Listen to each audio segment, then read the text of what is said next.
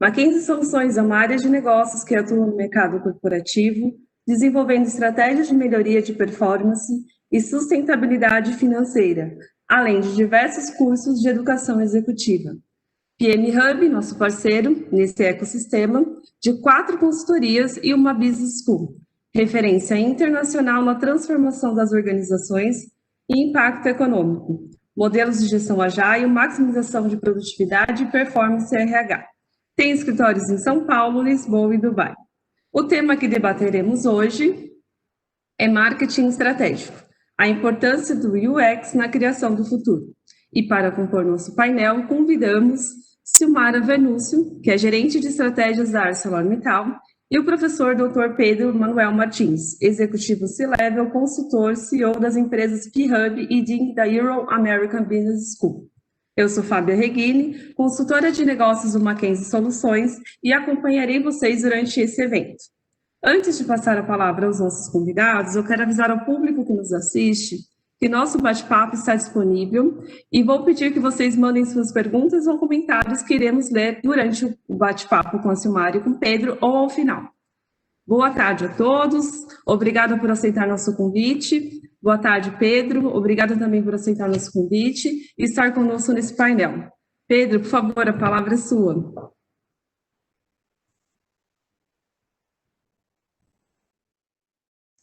Pedro, você está no mudo.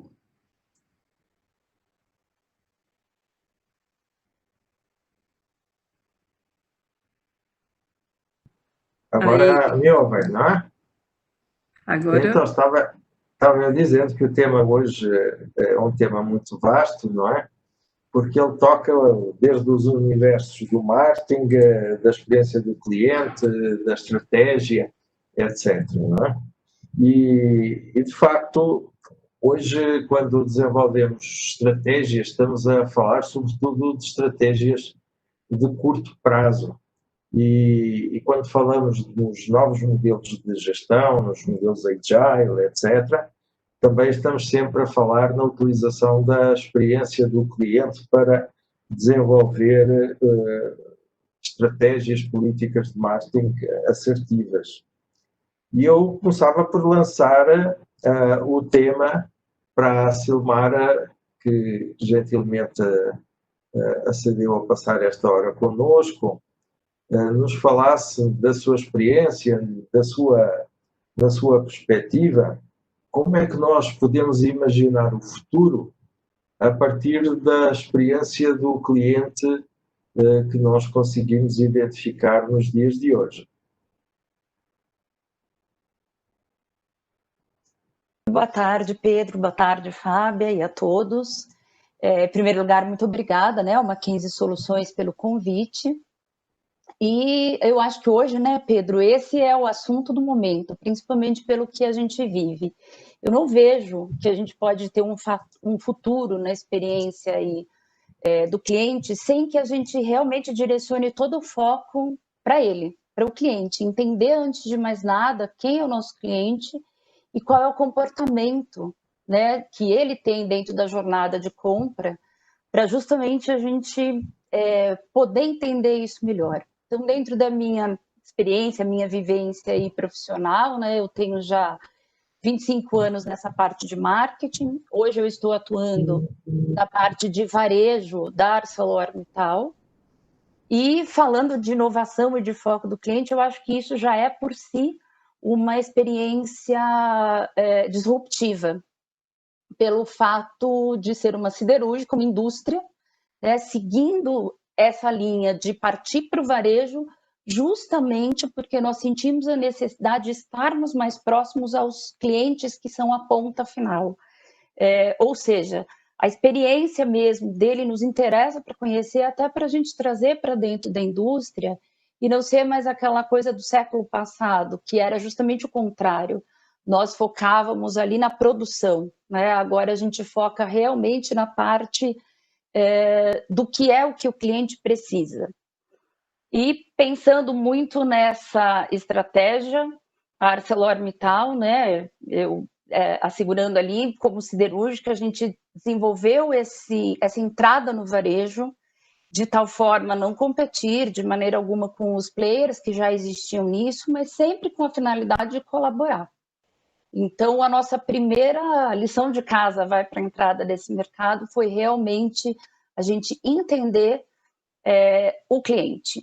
E dentro da pergunta do Pedro, eu não vejo que a gente possa garantir um futuro realmente em todos os segmentos, seja qual for, sem entender isso. E acho até que nesse novo momento, né, de pandemia, quando os comportamentos mudam rapidamente, eles precisam se adaptar, isso se torna mais latente ainda. Com certeza, Silmara. O Pedro está com um probleminha de conexão. Eu vou tentar aqui cumprir com o papel dele temporariamente, tá bom? Tá certo. Silmara, eu imagino assim que para uma indústria, quando vai para o varejo, decide, né, como estratégia ir para o varejo, ela encontra diversos desafios, né? E dificilmente, quando se inicia o processo, se consegue ter o cliente como foco, né? Ele no centro do processo como um todo. Explica para a gente um pouquinho como que foi a evolução disso nessa jornada que vocês vêm construindo no varejo, no Arcelor, Tá. por favor. A primeira mensagem até que eu deixo para quem estiver na mesma situação, né? Até porque é realmente uma tendência de mercado, o X, é que assim, não desistam no primeiro momento, porque é muito realmente novo para uma indústria, né? Seja ela de que maneira for, a nossa em si é uma indústria muito pesada, de materiais, né, diferenciados, pesados. Eu costumo dizer que ninguém acorda e diz assim, uau, que vontade de comprar aço hoje, né? É uma compra que acontece com a necessidade. Então, nosso primeiro desafio foi o mindset dentro da empresa, né? A gente realmente mudar ali a mente das pessoas que estavam acostumadas ali com esse pensamento de indústria de larga produção, de realmente fazer o melhor produto, e isso continua sendo essencial, mas o nosso maior desafio foi esse, de olha, vamos mudar o mindset e todos pensarmos, toda a cadeia pensar no cliente, né? Porque não adianta a gente ali na ponta estar totalmente focado nisso e eu atrasar na questão logística, por exemplo, né? Entregar com atraso para um cliente de e-commerce. Então, esse foi o nosso primeiro desafio, antes mesmo de nós criarmos quais seriam os canais de atendimento ao cliente, foi a nossa organização interna. Legal. E assim, eu entendo que, de uma forma geral, grandes indústrias vêm tomando, né, esse ponto de ir para o varejo como estratégia. Se você pegar a Hering, Tramontina, enfim, você tem a Natura aumentando cada vez mais a sua capilaridade com vários modelos de canais de venda. Dentro da ArcelorMittal, eu acho que você trouxe bem essa questão. O primeiro desafio, e talvez o maior, tenha sido a mudança de mindset. Mas eu entendo que tenham sido outros também, porque uma indústria acostumada a ter grandes contas, você tem um ticket médio muito diferenciado quando você vai para o varejo, né? E todas as relações são muito diferentes do que atender uma grande conta. Nesse processo, e isso convergendo com a questão do cliente final, né? Entendendo que o nosso tema aqui é o marketing estratégico e tendo o cliente como foco. O que você traz assim para a gente com a experiência? O que foi feito que você faria diferente desde o início, assim, dessa experiência que vocês estão tendo? Tá. Olha, eu acho que a primeira coisa que realmente eu faria diferente, talvez fosse a gente primeiro ir até mais ao mercado, né, a esses clientes, com um tempo maior gasto para fazer essa parte de estudo. Tá? A gente começou meio que como, né, todos os negócios tendo sim um planejamento estratégico, mas com o carro andando, né? Então eu acho que assim, antes de mais nada, a necessidade da gente focar numa pesquisa mesmo, eu acho que não é aquela pesquisa que a gente vai, pergunta com questionário estruturado, não é nada disso, não, mas mais essa vivência mesmo, né, do dia a dia, dessa rotina, da necessidade que um pedreiro tem quando ele vai construir, né, uma obra de uma outra pessoa. E essa outra pessoa, qual que é a necessidade que ela tem? Né? Alguém, quando pede um portão para um serralheiro, o que é que está, né, ali na cabeça dele, depois desse serralheiro, para ir comprar um material, onde é que chega? Então, assim, eu gastaria um pouco mais de tempo para conhecer esse processo, tá? Ah, mas vocês não conheciam? Sim, a gente conhecia, mas com a visão da indústria. E do nosso cliente, que não deixa de ser aquela loja de material de construção ou aquele distribuidor que continua sendo nosso cliente. Então, eu ouviria com mais tempo esses stakeholders, né, da nossa cadeia. E aí sim estruturaria esse planejamento com um pouco mais de calma. Mas as coisas, né, na rotina, elas acabam andando paralelamente. A gente conseguiu fazer, mas para quem está começando esse processo, eu daria essa outra dica também. E dentro desse processo que você comentou, de repente, de investir mais tempo, de escutar o cliente final, entender mais a rotina, a jornada dele, né? Quem é o decisor de compra, como você comentou, é o pedreiro quem compra na sua loja, ou é o dono da obra residencial, né? O serralheiro não tem crédito, tem umas questões que diversas aí, bem específicas do mercado de vocês. Como é que você faz para traduzir a linguagem do seu usuário final para dentro da empresa? A tecnologia que vocês investem, pegando assim o exemplo do Magazine Luiza, por exemplo, né? A gente tem assim, Magalu, eles são, acho que uma referência para a gente hoje no que se pensa em jornada do cliente. Como é que a Arcelor hoje enxerga esse processo da jornada do cliente e qual é o papel que ele tem de influenciar nas decisões de vocês estratégicas? Tá. Bom, até como eu coloquei assim, nós estamos nesse processo há 3 anos, né? Então é realmente uma experiência ainda muito nova. Toda ela começa pautada em tecnologia para nos dar suporte nessa inteligência de dados. Quando a gente compara com o Magazine Luiza, né, ou até outros grandes aí aplicativos que a gente tem e sites, a gente não está ainda nesse ponto de maturidade, né, de ter todos os dados integrados. Mas a tecnologia que a gente tem usado de CRM, ou até mesmo das nossas plataformas digitais, ou mesmo que a gente usa no sistema de frente de loja de nossas lojas físicas, né, ele proporciona que a gente integre os canais e as informações. Então, eu deixo, de uma certa forma, esse cliente também muito à vontade para que ele inicie a jornada dele, por exemplo, no comércio eletrônico, no meu e-commerce, e ele termine essa experiência em uma loja física, nossa, ou vice-versa, tá? E com isso eu consigo ter esse mapeamento de como é que está essa experiência dele, como é que está essa jornada dele, tá? Então, a gente tem acompanhado muito nesse aspecto de ter realmente customer centricity desse cliente ali dentro da jornada dele, de deixá-lo muito à vontade, e para isso eu preciso que os meus canais tenham justamente essa tecnologia para comunicação entre eles, né, para não acontecer que ele começou ali aquele atendimento por um lado, um consumidor final que vai lá construir a sua casa, né, começou ali, recebeu uma lista que ele não entende nada daquilo, e aí ele resolveu que assim, putz, não entendi, vou na loja física, e aí ele tem que começar tudo isso do zero. Então, a gente tem tomado muito cuidado em que essa jornada seja contínua, tá? E para isso, a gente realmente indica que assim, a tecnologia de integração desses papéis de cada canal é essencial. Legal.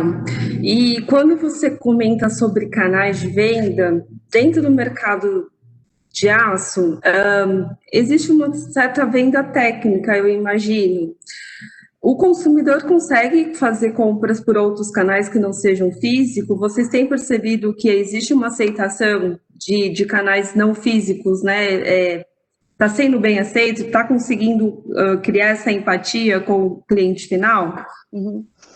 Então, Fábio, a gente, dentro desse processo, por isso que eu disse que esse processo até lá na outra pergunta que você me fez, do processo de conhecimento dessa jornada, o que a gente mudaria, por isso que eu disse que talvez eu gastasse mais tempo dentro dessa parte, pois nós teríamos percebido um pouco antes que, assim, o que para nós e para clientes nossos que não eram ainda de varejo, né, era uma coisa extremamente tranquila da gente falar, da gente percorrer, falar talvez alguns dados técnicos até de uma forma muito corriqueira, com esse outro público que era outro perfil, já para esse perfil seria algo que poderia ser um dificultador da compra, né? Então, o que nós tivemos que aprimorar, e aí nesse caso a gente usou, o Pedro tinha falado até no começo muito de métodos ágeis, né, para a gente fazer isso. A gente usou realmente a estratégia de métodos ágeis para a gente desenvolver um conteúdo com uma linguagem diferenciada e interativa com esse novo público nosso, principalmente dentro dos canais digitais e também tendo cuidado com a capacitação da equipe que fica no front, que fica no físico. Porque, num primeiro momento, a gente fez uma capacitação dessas equipes de uma forma muito técnica, com uma bagagem necessária, mas que a linguagem, o conteúdo, tinha que ser outro completamente diferente, né? Cada produto de quem estiver assistindo aqui tem sua particularidade, mas no nosso, por exemplo, o que a gente chama de vergalhão, CA50, né? Assim, com toda uma especificação de milímetros, um profissional do aço, ou até mesmo o que o consumidor teve lá na anotação feita pelo profissional dele, vai chegar lá e vai dizer, olha, eu preciso de um varão, né? E se a minha equipe não está, né, pronta para isso, ela não consegue responder. E se dentro do canal de aplicativo, no nosso aplicativo ou no nosso e-commerce, a gente também não tem, ou pela busca lá, né, do AdWords, ou por até mesmo ali como explicação, como conteúdo, eu tenho estas variações, eu não converso com esse público. Então, esse é um ponto em que eu estou me colocando dentro do foco do cliente. Não é eu estar no foco, né, assim, de olhar para ele, é para eu estar realmente estando no lugar dele. Se eu tivesse que comprar isso, uma vez eu lembro que eu apresentei para uma pessoa a título de teste, né, para a gente entender como é que ela estava lidando com essa... alguém que não conhecia nada, né? É como se você fosse vender ali aço para, sei lá, para minha mãe, né? E assim, olha, eu preciso comprar isso daqui e tal. Nossa, que bicho que é esse? Essa foi a frase que mais me marcou, assim, de, meu Deus, a gente precisa realmente colocar isso com outro conteúdo, com outra linguagem, com outra pegada. E aí também entra na fase disruptiva que eu disse no começo, de mudar o mindset da empresa, né? Como é que você fala para uma área técnica, você não vai chamar aquele produto com o nome ali técnico que habitualmente é divulgado, você vai colocar um popular, né? Então, realmente essa é uma Aí questão de olhar pro... os engenheiros de plantão falam, não, existe uma norma, né? E principalmente eu que sou da área de marketing, principalmente, começo a ter a divisão ali com eles de que eles, não, é marketing inventando coisa. Eu falo, não, gente, não é inventando, é colocando no lugar do cliente, na dificuldade. E aí o nosso papel, meu, né, e da minha equipe nessa gestão, é justamente de ajudar a mudar também esse mindset interno. Sil, dentro do contexto que a gente está discutindo aqui, a gente percebe que vocês têm feito algumas inovações de fato para o setor, né? Tem uma modalidade de vendas, se é que podemos chamar assim, onde vocês têm container que ficam próximos a grandes condomínios. Como é que vocês chegaram nessa ideia? É de fato pensando no foco do cliente, é querendo facilitar e estar presente onde ele precisa? Eu queria que você falasse um pouquinho, porque você vem inovando bastante o segmento de varejo dentro do setor siderúrgico. Uhum. Então a ideia do container, sim, vem dessa percepção da gente entender para um cliente que está ou num condomínio, ou numa área de amplo desenvolvimento, né, que você vê ali que tem um déficit realmente habitacional, ou, né, de muitas reformas, e a gente percebia, assim, que ele deslocar para ir até uma loja, ou até o próprio profissional dele, né, num lugar de até difícil, mais difícil de acesso, era algo bastante complexo. Então, a nossa ideia do container vem também muito ligada. Acho que o Pedro conseguiu voltar conosco. Que bom, Pedro. Já está acabando minhas perguntas aqui. Eu estou fazendo as aqui. Me ajuda. O meu receio é agora entrar e estragar tudo, porque até agora está perfeito. Não. Eu estava respondendo, Pedro, sobre aquela ideia nossa, né, do container. Então, sim, a gente meio que dentro das equipes internas, né, estudando um pouco realmente dessa dificuldade dentro da jornada, de poder comprar uma coisa, tornar esse processo mais rápido, e até porque a gente percebeu que os profissionais que trabalhavam nas obras, eles lembram que eles precisam pedir o material na hora de usar, praticamente, né? E estar distante ali daquele local dele é muito complexo. Às vezes, para um produto, eu não consigo para grandes somas, mas para um produto que é de ali, saída rápida, de pique, né? Muito ali de saída. Então, a ideia veio meio que a gente olhando um pouco para a experiência do madeiro, né? Não tem nada a ver, ali é um container, mas é um container no lugar onde você tem fome. A gente foi mais ou menos isso, no lugar onde você precisa. Então, a ideia do container é uma loja que a gente monta com 2 containers, né? Todo ambientado e com design feito para ser o mesmo padrão das lojas ArcelorMittal, dentro da mesma especificação de layout, mesmo atendimento, com uma linha ali de retira de produtos um pouco menor, né? Até pela dificuldade de espaço, mas que atenda aquela demanda urgente e que fica nesse local em que a gente viu que tem essa demanda, sei lá, 1 ano, 2, né? E quando a gente vê que aquela demanda terminou, que aquele condomínio acabou, que aquela cidade planejada, que tem uma que a gente está fazendo até em Santa Bárbara do Oeste, que é nesse perfil, quando isso acontece, a gente vai e desloca o container para uma outra região, né, que tenha isso. Então, é um projeto assim que a gente começou, está na fase de teste. Eu falei aqui, Pedro, que a gente gosta muito dos métodos ágeis também, né, de testar e de colocar em prática. A gente começou com um container, rodamos com ele 6 meses e hoje a gente já está com 3 containers em funcionamento e tínhamos aí previsto terminar esse ano com 6, mas devido à pandemia, com tudo parado, a gente realmente não andou, mas a gente deve aí prosperar com esse modelo. Excelente, foi um case muito interessante. Eu julgo que você partilha das experiências de outras empresas que vendem material de construção, nomeadamente diretamente ao consumidor, não é? Que agora com a pandemia mudou um pouco o perfil do cliente, não é? Aquelas construções mais estruturadas ficaram postergadas e talvez a classe mais média-baixa, digamos assim, aproveitou este tempo para fazer crescer a laje, para fazer uma pequena obra de manutenção em casa, etc. Vocês sentiram a mesma diferença de perfil de consumidor durante a pandemia ou isso não teve oscilação? Não, isso teve sim uma grande oscilação, né? Nós percebemos, como você falou, de repente mais uma obra planejada, com um pouco mais de tempo. E o que a gente percebeu foi, dentro do nosso e-commerce, por exemplo, uma mudança total de perfil, realmente assim, bem focado em reformas ou em algo que era assim, ampliar, né, a área. E a gente, dentro das nossas lojas físicas, também percebeu assim, pessoal procurando para fazer, inclusive, uma estrutura melhor dentro de algumas casas fora do centro urbano, né? Uma casa de campo, uma casa de praia, para que eles pudessem adaptar melhor essa casa, porque eles passariam a trabalhar e viver, né, mais afastados dos centros urbanos. Então, essa foi até uma tendência que a gente percebeu.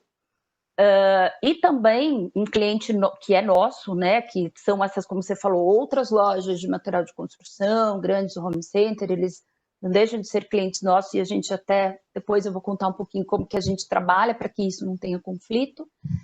eles também perceberam isso. Por exemplo, grandes home centers quase não vendiam tantos materiais básicos. A pessoa ia até lá mais para escolher aquilo que é, né, mais agradável aos olhos, que é a luminária, o piso, o revestimento, e passaram a procurar mais os materiais básicos mesmo de obra, até porque eles foram os primeiros a abrir, né, dentro da pandemia.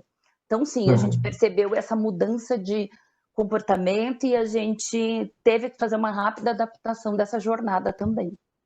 Perfeito. E como é que você imagina o futuro próximo? Tem alguma ideia como vai ser o mercado no início do próximo ano? Ai, meu Deus, a pergunta de 100 milhões de dólares, né? Exatamente. Eu estou à espera da resposta. Eu também preciso dessa resposta. Eu também, Pedro. A gente até, inclusive, foi interessante, porque, né, não só dentro da nossa empresa, mas vários grupos aí que eu tenho de relacionamento, essa era a pergunta que todo mundo no começo das pandemias fazia. O quanto que vai mudar, né? E o quanto que nós vamos parar ou vamos progredir? Por enquanto, a gente acompanha aí que tanto no mercado varejista quanto na parte de construção civil também, que é o meu mercado, a gente percebe que teve até uma alta, né? Assim, que era inesperada. O que eu vejo para o futuro, né? E que eu posso estar errada, né? A gente, talvez você pense completamente diferente. Isso é uma percepção muito minha, né? É que nós vamos ter que sim fazer uma grande adaptação para atender um número maior de comodidade para os consumidores finais.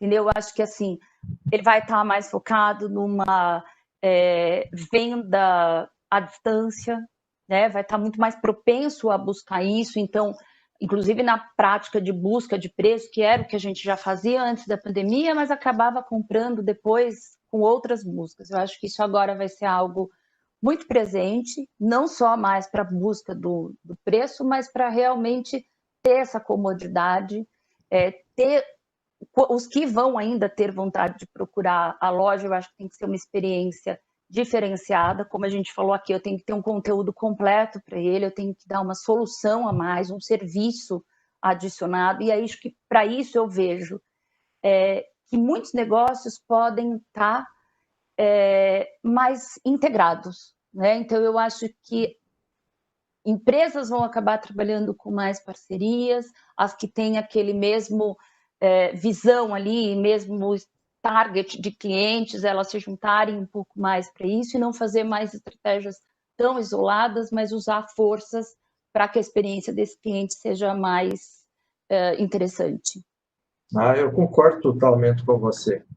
Eu acho que este mundo colaborativo que nós vivemos neste momento funciona quer ao nível da produção interna das organizações. Dificilmente hoje uma organização aparece autossuficiente, não é? As grandes empresas estão trabalhando com startups, com o conceito de ecossistema, os grandes varejos alimentares, por exemplo, trabalham com pequenos produtores, etc. Portanto, a tendência é este ecossistema entre grandes empresas com empresas menores, que são subsidiárias dessa maior, e isso também é um conceito que passa para o cliente, não é?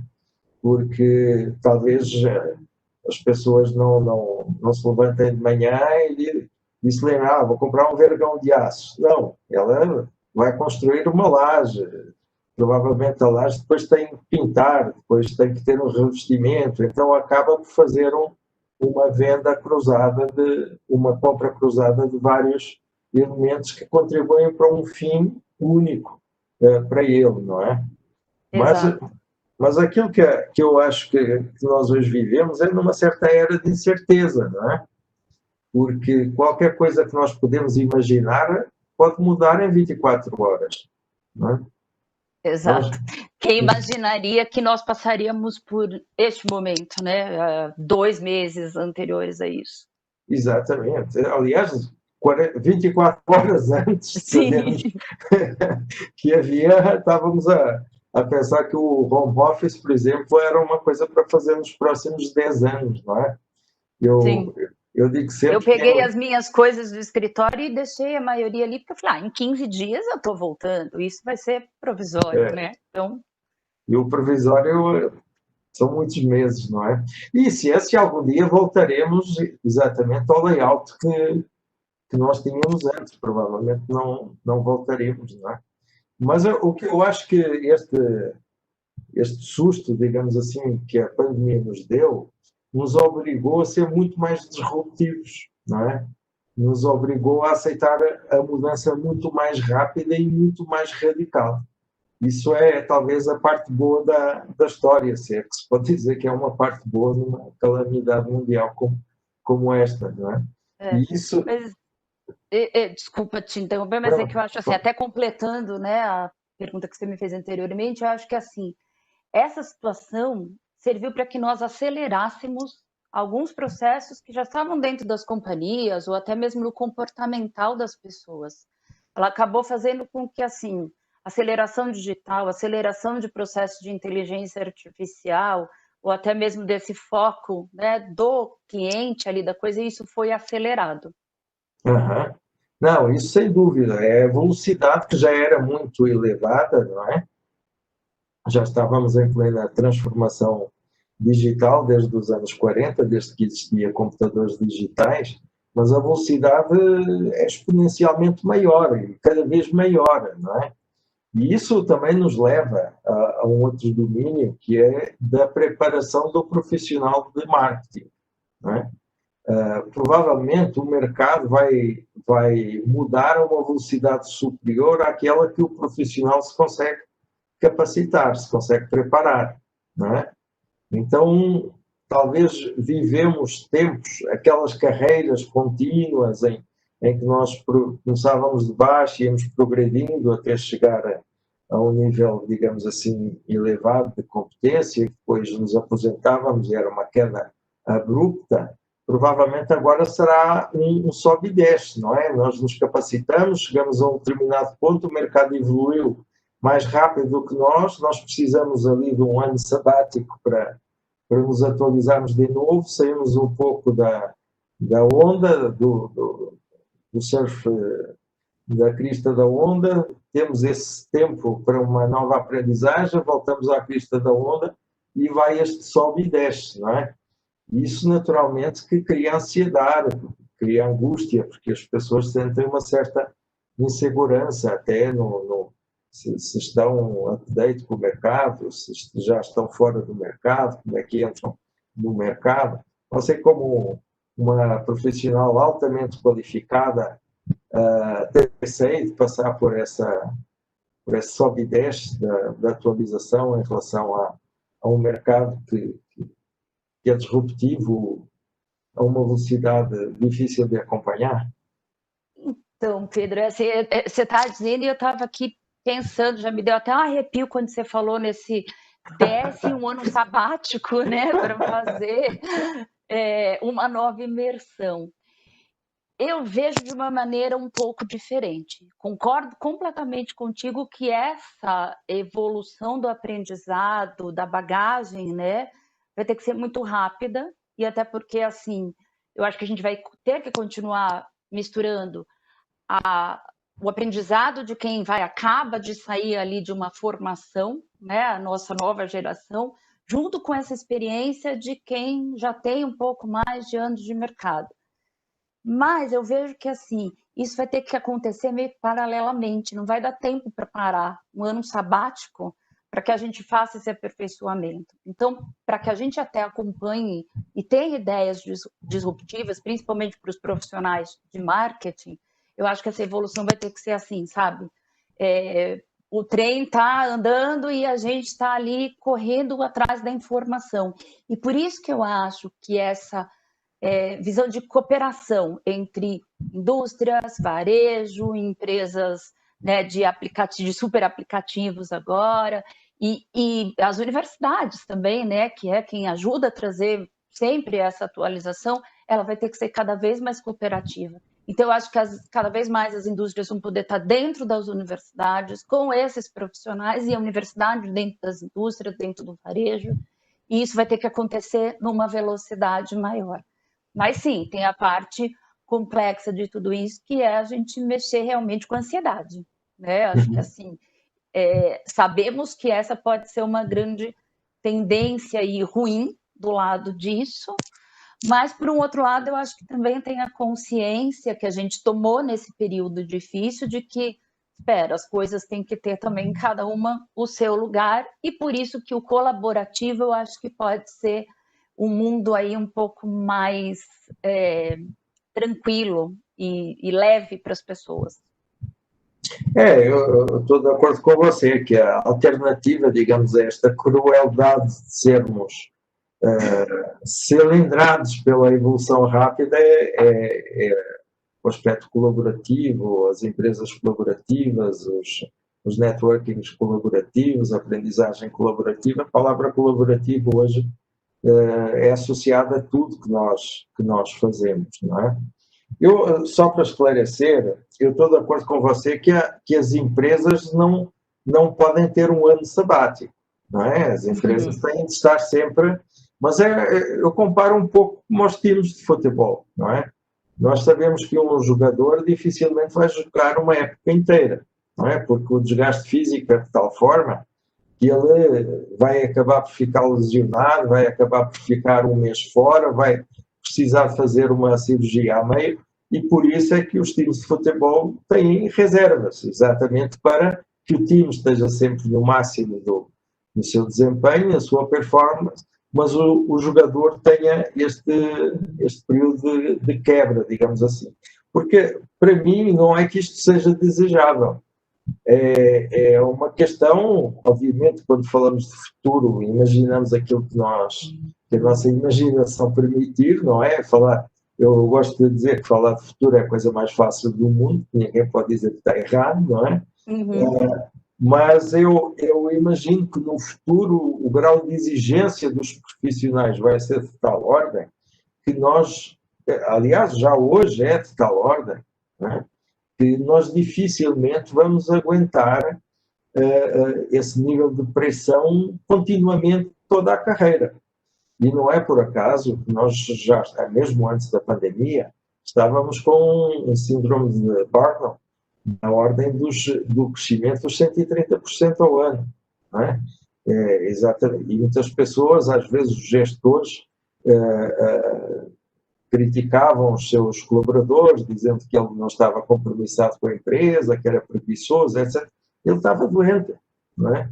E estava doente por uma doença profissional, uma doença que tinha sido adquirida por uma pressão profissional que nem todos têm o mesmo grau de resistência, não é? Nem todos vão conseguir acompanhar essa pressão. Era só para esclarecer, quando eu defini esse sobe e desce não é da empresa, é do profissional em si.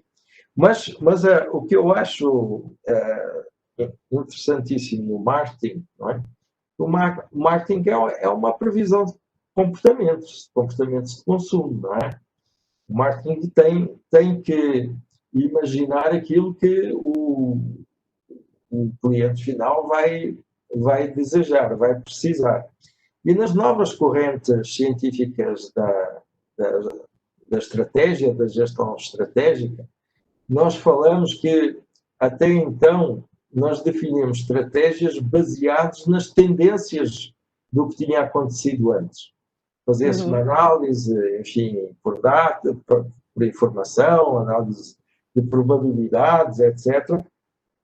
E analisávamos uma tendência de um comportamento de consumidor, nos levava a prever qual vai ser o padrão de consumo no período imediato. Hoje, nas novas teorias de estratégia, se fala que esse modelo já não funciona mais, exatamente devido a estes contextos disruptivos que estão a acontecer a toda hora. Porque não é só o vírus, repare, depende de quem for o novo presidente dos Estados Unidos, a relação do comércio internacional vai ser diferente.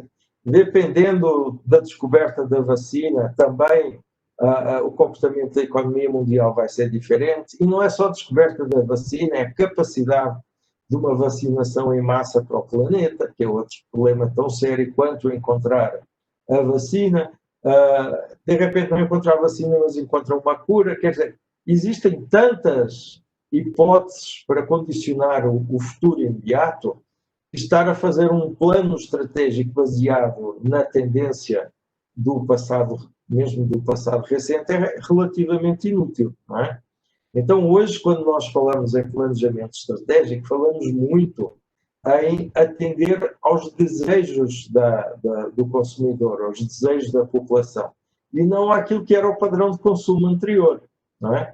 Então, avaliamos aquilo que o cliente final gostaria de ter, e não aquilo que ele gostava de ter no passado.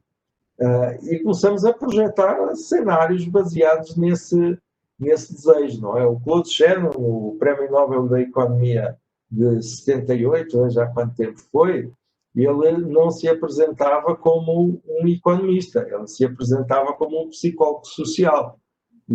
Exatamente, porque ele dizia aquilo que eu faço é identificar comportamento do consumidor, comportamento do produtor, comportamento do empreendedor. Então, se eu estudo comportamentos, eu sou um psicólogo, não é? E a minha pergunta é, você é uma psicóloga?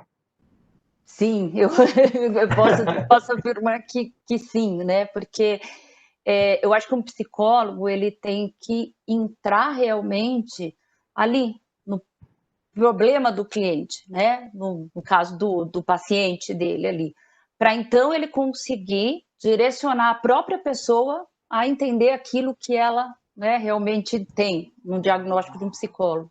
E acho que como profissional de marketing, essa é uma das matérias que a gente mais trabalha e mais, né, vai aprendendo e foi mudando, sim. Eu tenho já, né, 25 anos aí mais até de bagagem nessa parte, assim, mudou completamente, né? Antes você fazia os estudos, fazia pesquisa, fazia ali algumas diagnoses e tá tudo certo. E agora não, a gente tem que, como eu coloquei aqui, a gente tem que se colocar no lugar realmente ali dele, do cliente, sentir quais são as dores, sentir quais são as facilidades que ele precisa. Então, sim, eu entendo que eu posso, não querendo, né, entrar em nenhum mérito psicológico mesmo da coisa, mas como psicologia de mercado, sim. Acho que é o nosso papel diário e, inclusive, tomando cuidado, né, Pedro, para essa velocidade muito grande do querer ou da necessidade ou da dor do cliente, a gente também não fazendo da estratégia da empresa um atropelo e não ter a direção. Então, é bem importante a gente conseguir traduzir esse querer, ou esta dor. E aí é que eu acho que a gente entra um pouco na parte do ser um psicólogo do mercado. E tem um ponto que é interessante, né, Silmara, que dentro disso tudo, de identificar a necessidade, entender as dores, facilidades, tudo isso tem que converger com o lucro, com margem de resultado e satisfação do cliente. Então, o desafio é muito grande, né?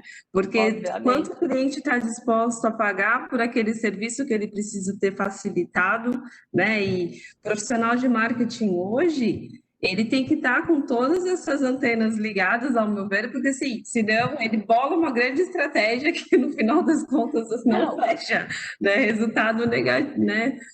É aquela coisa, né, Fábio? Se a experiência não for real, se ela não for uma experiência realmente que faz sentido para o cliente, ele não vai pagar mais, ele vai procurar ali uma coisa que atenda a expectativa dele, que pode ter um valor maior ou igual, mas ele vai dar valor a isso, né? A proposta de valor tem que ser muito genuína, né? E para ela ser genuína, é só realmente se a gente buscar se colocando no lugar ali deles. Eu vou dar até um exemplo aqui de uma ação que a gente fez, ela está ainda, né, prosperando, mas assim, um lojista de materiais de construção.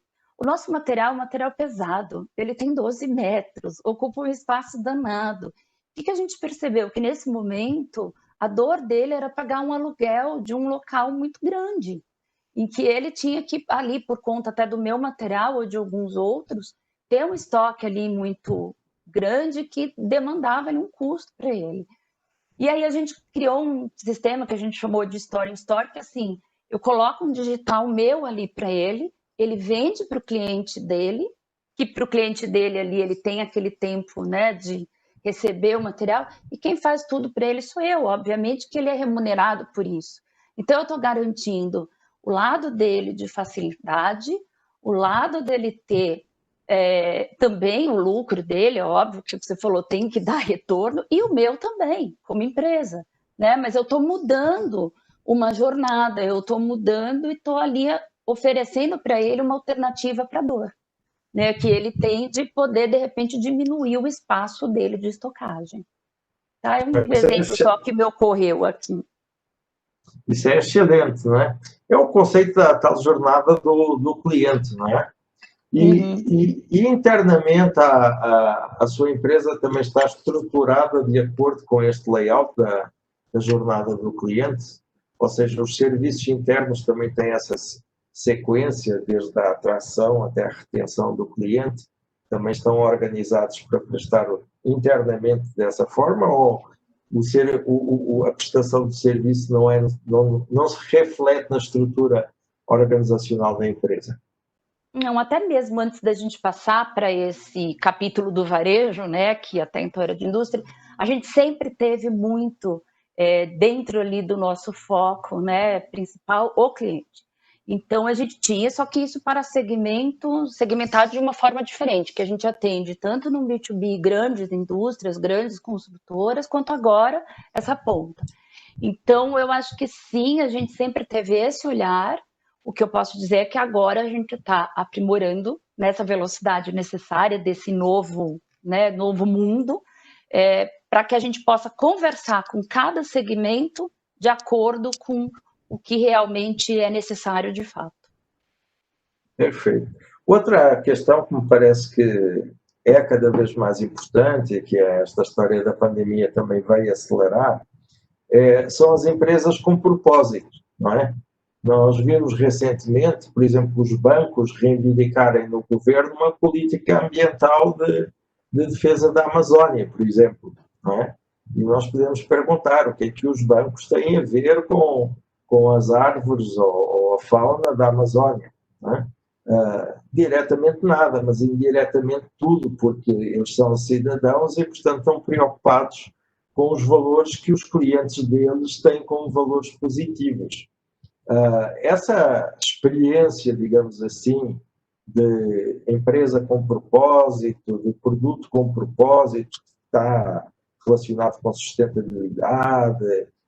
Agora temos na indústria também a questão da logística reversa, não é? Que obriga as indústrias a fazer reciclagem dos seus produtos, etc. Isso chega a um produto tão básico quanto o aço?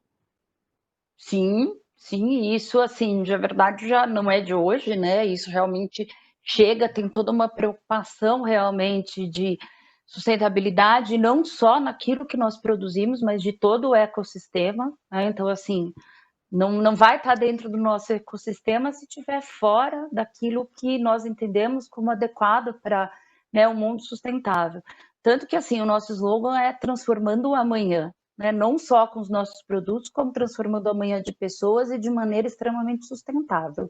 Então, eu acho que essa, assim, é a nossa temática principal. Realmente, isso é uma preocupação, é uma empresa bastante, né, grande aí mundialmente, e que em todos os pontos você percebe que essa sempre é o início do discurso do nosso né, dono da ArcelorMittal, de sempre colocar esse respeito à sustentabilidade, às pessoas, de uma forma muito respeitosa e consciente.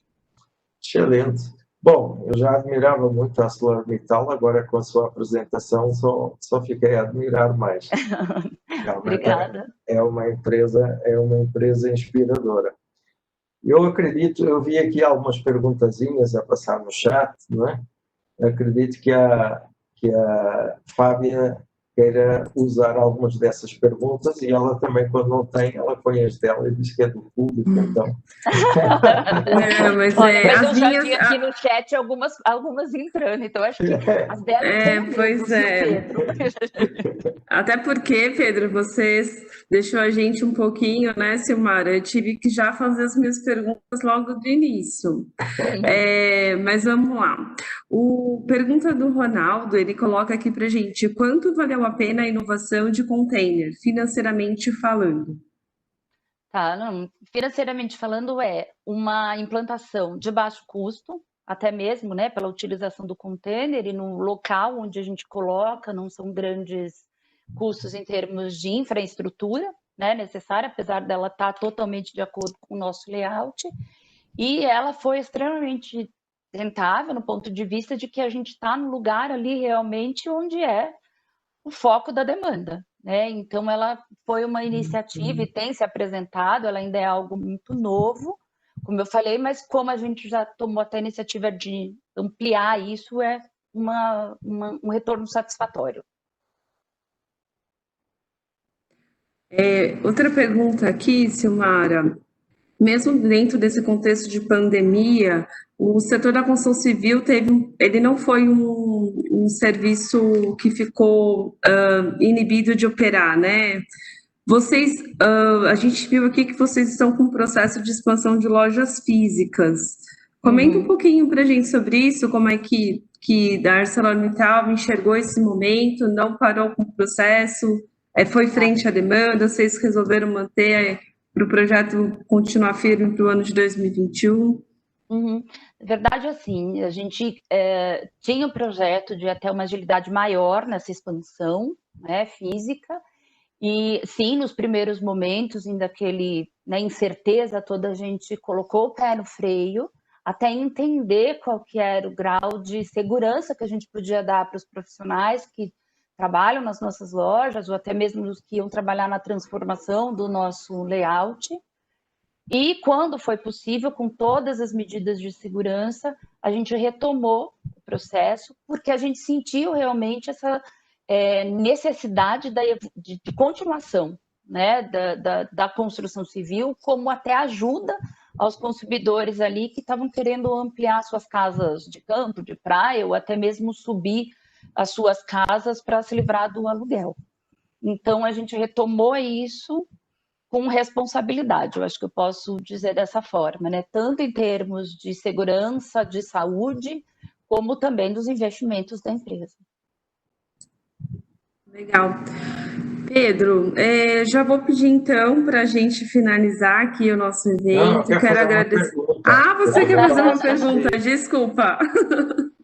Fica à vontade. É uma pergunta de provocação, não é?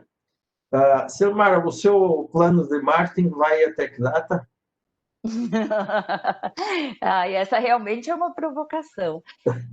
Pedro, a gente tem um plano, né, realmente dentro de estratégias normais de empresa que vai até 2025.